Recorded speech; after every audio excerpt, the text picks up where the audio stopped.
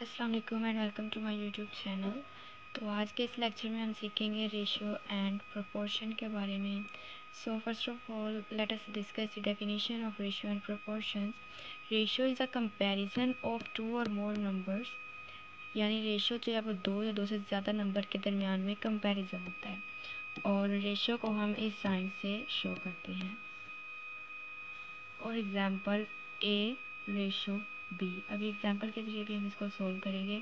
Next one is proportion. Proportion is the equality of two ratios, यानी इस तरीके से दो रेशोज अगर दी गई हैं हमारे पास, जैसे कि ए रेशो बी है और सी रेशो डी है, तो इसके दरमियान में जो इक्वालिटी है या फिर जो ये प्रोपोर्शन का साइन है, इसे हम कहते हैं proportion.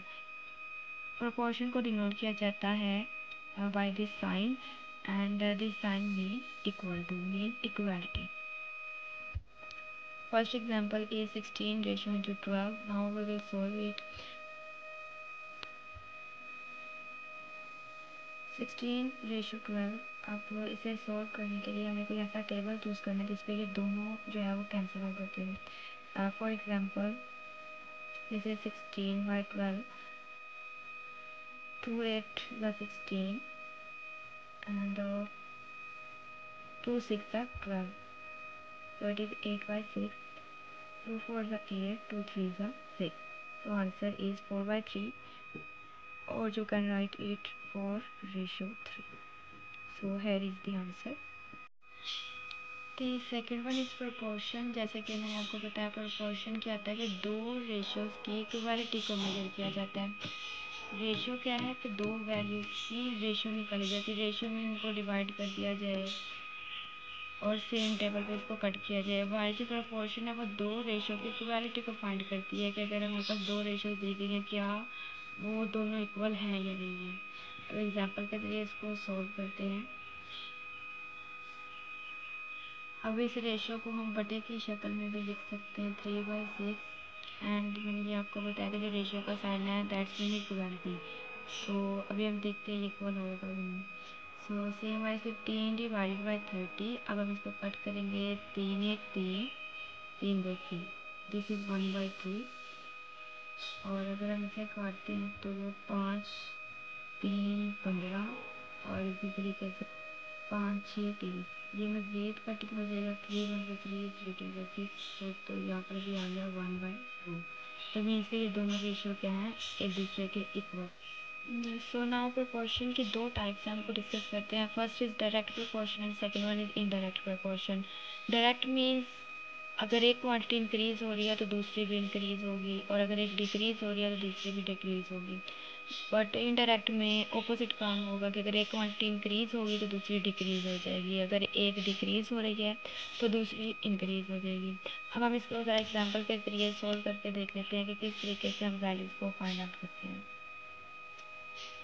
So first of all direct proportion को सॉल्व करते हैं। If 3 apples cost is reach 10, यानी अगर 3 सेब की जो कीमत है, जो कॉस्ट है वो 10 रुपये है, तो 6 एप्पल की कॉस्ट कितनी होगी। बिल्कुल सिंपल सा तरीका है, इसको हम देखते हैं।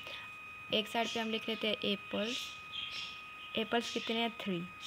उसकी रेशियो कितनी बताई गई है, उसकी कॉस्ट कितनी बताई गई है, 10 है।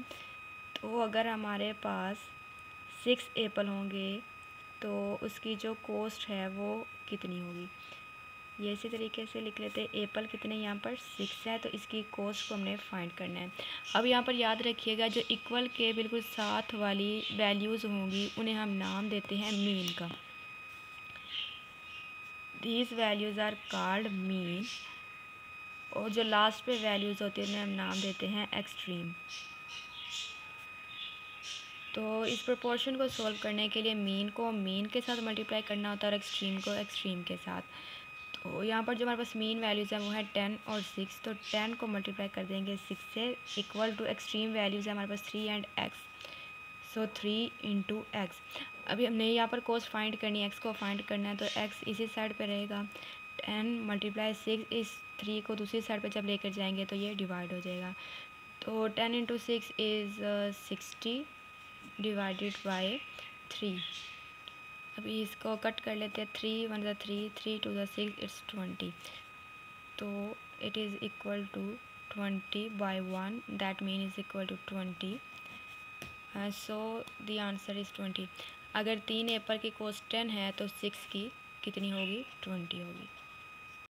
प्रोपोर्शन की दूसरी टाइप हमारे पास आती है इनडायरेक्ट प्रोपोर्शन। यहाँ पर अगर एक क्वांटिटी इंक्रीज़ हो रही है तो दूसरी क्वांटिटी क्या हो जाएगी? डिक्रीज़ होगी। इसको सॉल्व करने के लिए थोड़ा सा बिल्कुल छोटा सा तरीका है। सो हम यहाँ पर लिख लेते हैं, जैसे कि एग्जांपल मैंने बताया 16 मैन है और वो 20 डेज़ में बिल्ड कर रहे हैं हाउस को। डेज़ हमारे पास यहाँ पर कितनी है? 20 हैं और मैन यहाँ पर कितने हैं? 16 है, यानी 16 आदमी 20 दिन में जब एक घर को बना रहे हैं तो 8 आदमी कितने दिनों में घर को बनाएंगे, यानी कितने दिन हमने फाइंड करने हैं इसमें। अब अगर आप यहाँ पर देखें और क्या हो रहा है, यहाँ पर जो डेज़ हैं वो फाइंड करने हैं। मैन यहाँ पर कम हो रहे हैं, मैन यहाँ पर कम हो रहे हैं, लेकिन डेज़ क्या हो जाएंगे? ज़्यादा होंगे ना। अगर आप एग्जांपल को समझे तो 16 आदमी 20 दिन में काम कर रहे हैं। अगर आदमी कम हो गए यानी 16 से 8 हो गए हैं तो ज़ाहिर सी बात दिन क्या हो जाएंगे? बढ़ जाएंगे। तो अब हमने क्या करना है, इसको इन्वर्ट करके लिखेंगे। वो कैसे? 16 को 20 से मल्टीप्लाई करेंगे, 20 डिवाइडेड बाई 8। जी हम इन दोनों एग्जाम्पल को ज़रा और सिंप्लीफाई कर लेते हैं। वो इस तरीके से कि पहले इस एग्जांपल को देखते हैं कि अगर हमारे पास 3 एप्पल्स हैं तो वो 10 रुपये के आ रहे हैं और अगर 6 खरीदने हैं तो कितने पैसे लगेंगे। ठीक है, ये हमने पढ़ा था डायरेक्ट में, हम इसको कर रहे हैं कि डायरेक्ट प्रोपोर्शन है। डायरेक्ट प्रोपोर्शन में क्या होता है कि अगर एक चीज़ बढ़ रही है तो दूसरी भी बढ़ेगी और अगर कम हो रही है तो दूसरी भी वैल्यू क्या हो जाएगी? कम हो जाएगी।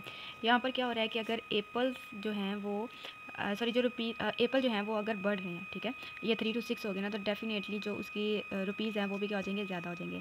यानी अगर एक चीज़ बढ़ रही है तो दूसरी चीज़ भी क्या होगी? इंक्रीज़ होगी, बढ़ जाएगी। ठीक है, तो इसको हम इस तरीके से लिख लेते हैं। जिस तरफ से एरो स्टार्ट किया वहाँ से आपने लिखना है, यहाँ से स्टार्ट किया ना, तो this is x/10 is equal to 6/3।